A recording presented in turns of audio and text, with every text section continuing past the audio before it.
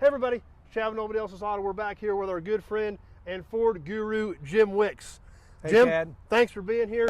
Now, if you guys been hanging out with us, you know that this guy, when it comes to Fords, Shelbys, Cobras, he's the man. And he brought a special car today. So when we tell you Jim Wicks has a special car, it's a special car. Thank you. Yeah. You've been, between the cars you've owned, the clients that you help, you've been involved with 45 Boss 429s, multiple real Cobras. Yes, sir. Multiple Shelbys. And this car still stands out. Well, I'm very blessed to do what I do, and we've got a neat subject for them today. And not only is it super cool, it's original. Yeah, this is a one-owner car. This came right out of the garage of the original owner that he had quit driving the car in approximately '84. And it's got an '84 in Arkansas inspection sticker, which we'll point out later, and the '84 Arkansas license plate on it. But pretty much after that, it served life as a shelf.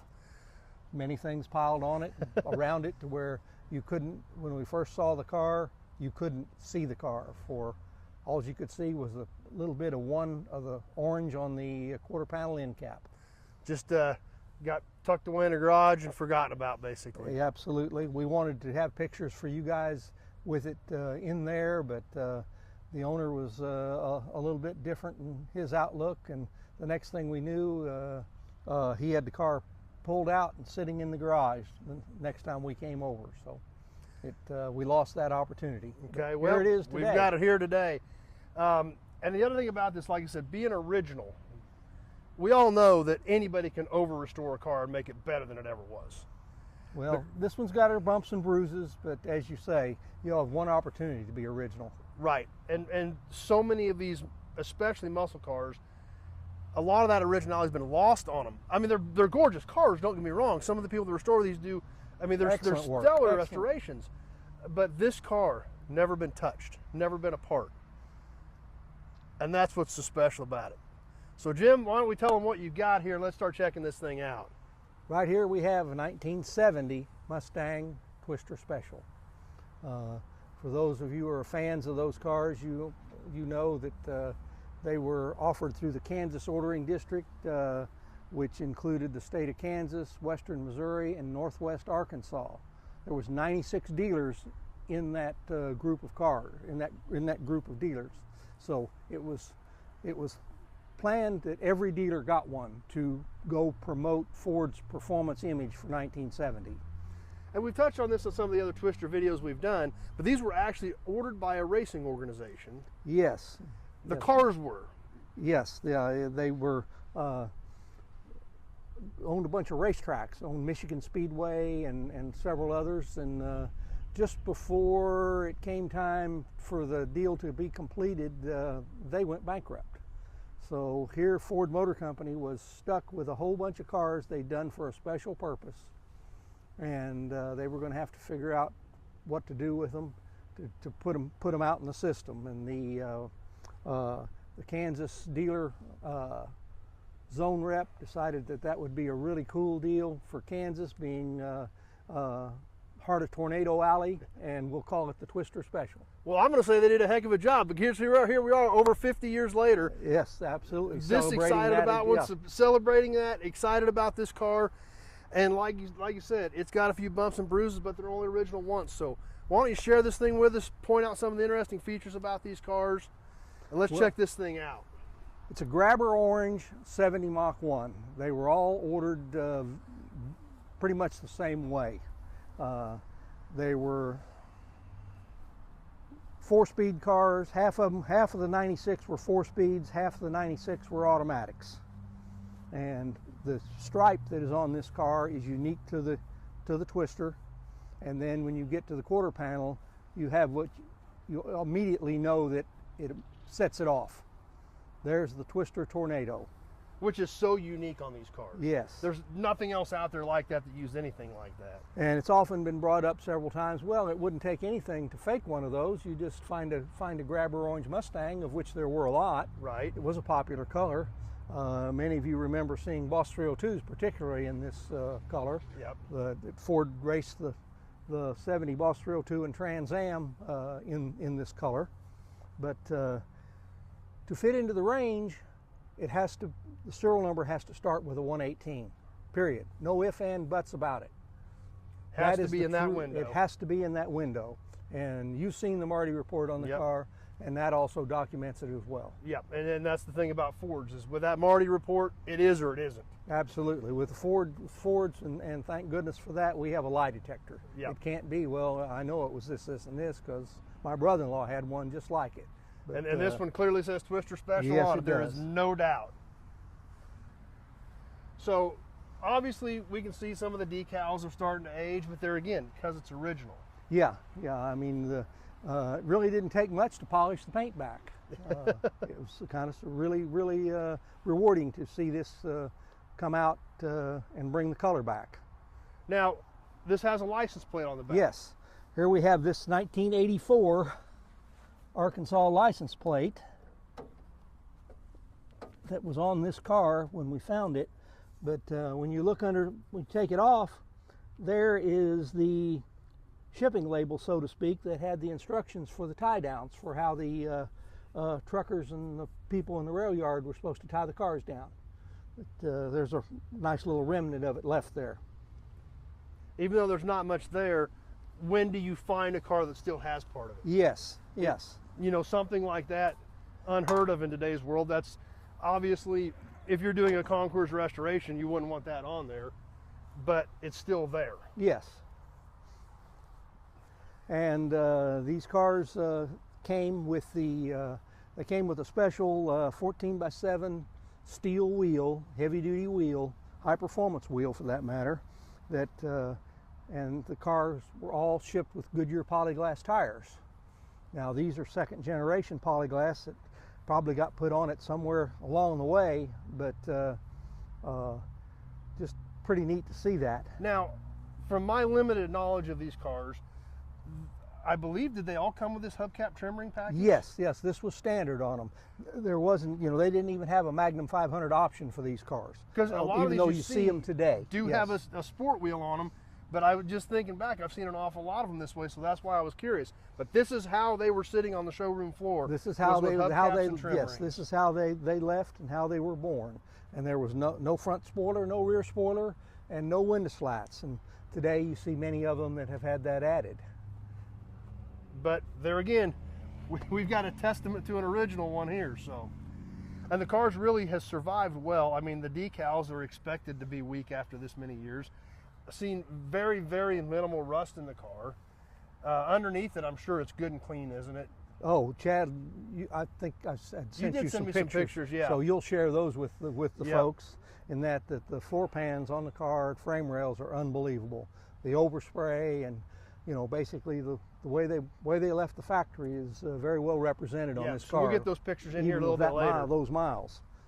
One variation on this particular car is it's got a hood tack, and the automatic cars, these cars did not come with a factory tack. So, you know, if a guy's fooling with a car like this, he obviously wants a tack. Yep. But legend goes of around the Fayetteville area that the dealership where this was sold, there was some sons involved, and they were drag racers. And this car apparently spent many weekends on local drag strips around, and they added the hood tack. Because they were promoting the dealership, right? Absolutely, yeah, and having a hell of a lot of fun. Yeah, I bet they were having a lot of fun with this thing. Again, that's what those days were. And, exactly. And it was, you know, you go show it, you go race it, you win on Sunday and sell on Monday. Yep. Now, one thing that I don't think we've gotten to yet, these cars were available with 351s or 428s. Obviously, we've talked about it has an automatic in it, but we haven't taken a peek under the hood of this one yet. Well, some of them did come with a 351 Cleveland, but this one's the bad boy.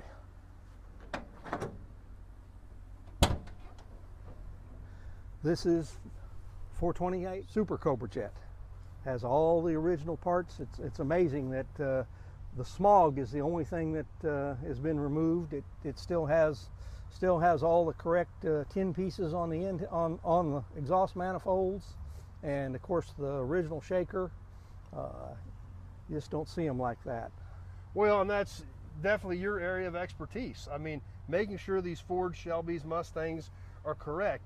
So Well, when you look at something like this, you know. Well, you have the oil cooler, which also denotes it as a Super Cobra Jet drag pack car, and the unique setup to where the two horns are moved, or one horn's actually moved from being over here, and there's a jumper wire that was only on the Super Cobra Jet packages. So if this was a regular 428, it would have a horn here and a horn here. Yes, absolutely. So to put the oil cooler in here, they literally move the horn here and has a jumper wire. Yes. So if you see one that's a Super Cobra Jet and doesn't have this reconfiguration, that's how it should have been. That's how it should have been. Yes. And this one's just the way it left the factory. Yeah. The very cool to find it like this, and you can probably hard to see in the video, but there's actually the remnants of the OK mark that went on the valve covers. That was the final approval on the motor before it was installed. But lots of things happened to these cars over the years. You know, obviously it's got an aftermarket fuel filter on it and a couple things like that, but again, easy to change if you'd like.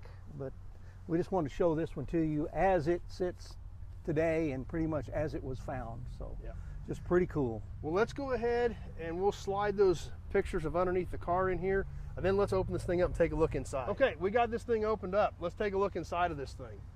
And this is all completely original in here as well. Yeah, original carpet, everything. Seat covers, door panels. It is. Those are the parts it was born with. These cars came with the Mach 1 Deluxe interior, of which you see the rolled and pleated comfort weave material, and they have also come with a rim blow steering wheel, which is kind of an oxymoron in the idea of that you have a non-power steering car with a rim blow steering wheel. It can sure get exciting sometimes with that.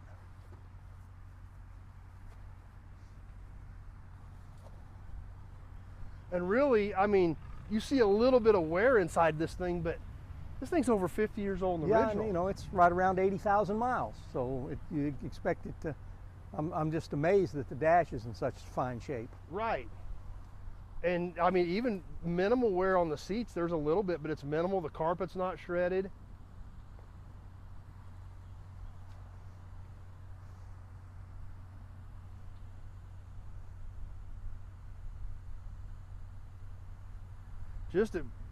Like I said, for an original car, this is very, very presentable all the way around. Yeah, this is one that you could show up at a little car show or cruise in and probably have more people looking at this car than you would the best original style restoration in the world. And the back seats look good. Yeah, back seat is all good, and this was these cars never came with a fold down seat either. They always had the package tray in the back. The fold down was an extra option.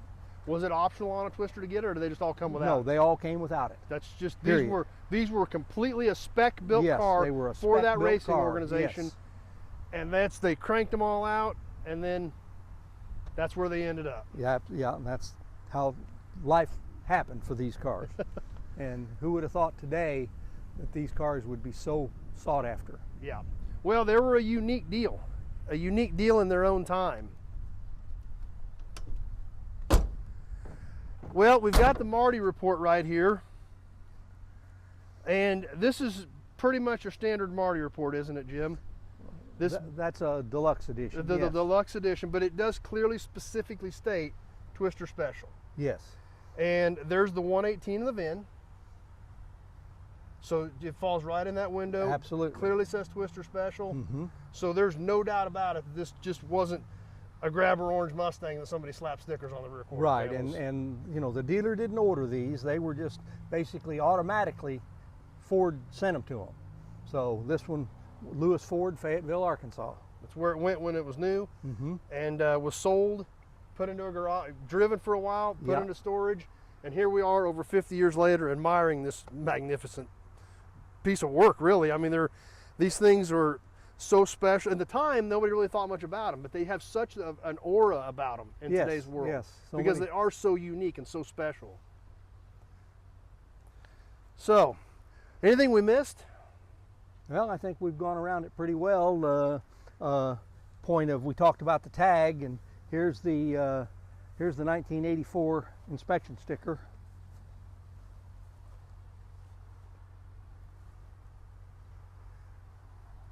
So literally when it was last on the road, and they never updated it, never tagged it, tucked her in the garage and used it for storage. Pretty much. Wow, what a special car. Well, that catchy, you think?